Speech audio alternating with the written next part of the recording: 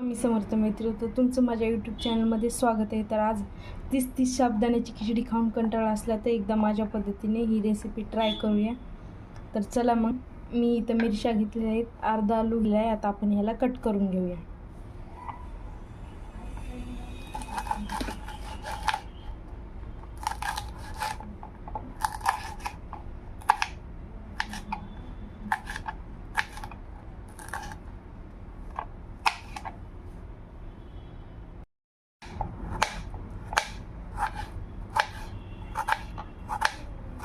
एकदम बारीक कापायचा, म्हणजे कसं तेलामध्ये टाकल्याने लवकर तळेल.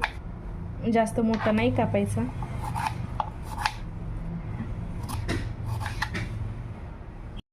तर आपलं कट करून झालेलं आहे. आता आपण काय करूया, साबुदाण्याला फोडणी देऊया.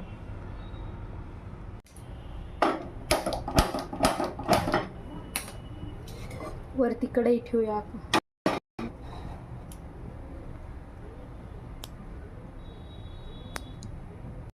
आपण ते टाकूया. आता